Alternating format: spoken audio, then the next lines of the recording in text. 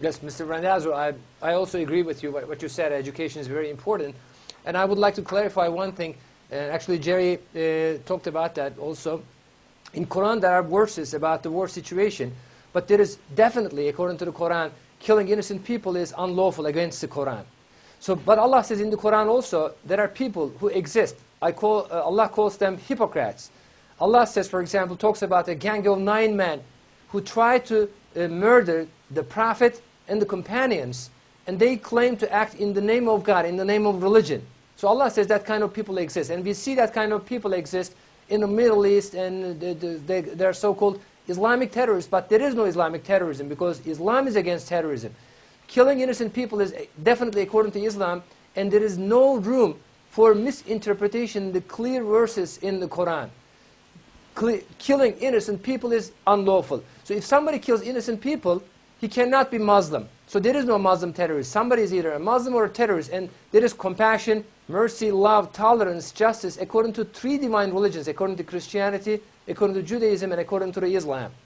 So, but what happens in Syria, in Egypt, there is an underlying ideology, first of all. Because in Syria, as you know, the Ba'ath regime and the Ba'ath mentality, which is based on Marxist mentality, prevailed in Hafez Assad's time. That was also same in the Saddam's time in Iraq, in Gaddafi, Libya, you gave an example, Libya, and also Egypt, Nasser's time, they were Marxist. Arab socialism is Marxism. Arab socialism, Darwinism, and materialism prevailed in these countries.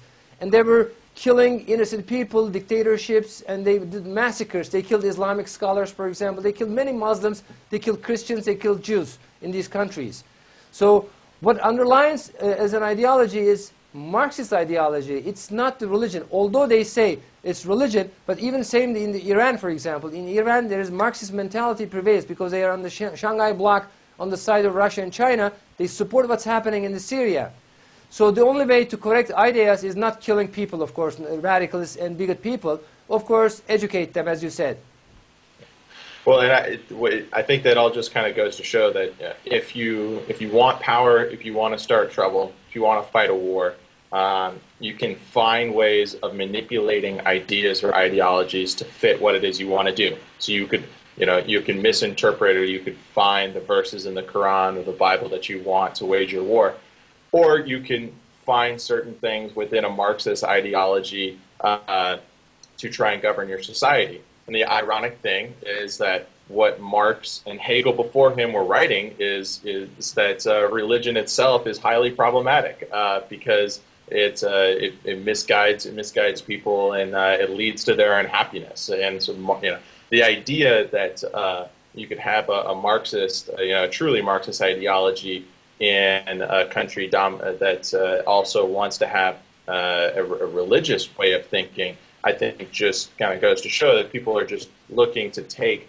ideas wherever they can find them to craft their own sort of reality, and it's not true to what any of those particular ideologies or ways of thinking or faiths really are trying to speak to. Yes, and I will go.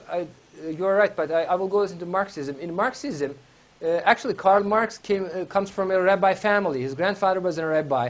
So he knew Torah very well, actually. In Torah, the King Moshiach, King Messiah, was mentioned in very good detail. And the justice and security is going to happen at the time of the King Messiah is given with many examples in the signs. So he knew this, and he tried to apply this, as he called it, social justice. Of course, we agree with the social justice. Social justice is completely right. However, he tried to establish this social justice with a very irreligious morality by being against the religion, with a materialist mindset. But that was wrong. And then, of course, in the communist regimes, in the communist Russia, in the communist China, for example, at the time of the Maoist regimes, more than 60 million people were killed in the Maoist regime, and then Stalin's time, 20 million people, and throughout the communist regimes, more than 150 million people. But to bring an end, what's happening in the Middle East, in the communist regimes, is, of course, education. Giving the science, powerful science, which brings compassion, mercy, love, with scientific evidences, not with wars, because violence only increases violence. Violence cannot be stopped with violence. This is obvious. Everybody suffers from that. We don't want to have the same experience of the 20th century. 350 million people were killed in the 20th century because of the World War I, World War II, and the communist regimes, fascism. For example, in the fascist Nazi ideology, because of the Nazi ideology, more than 85 million people were killed.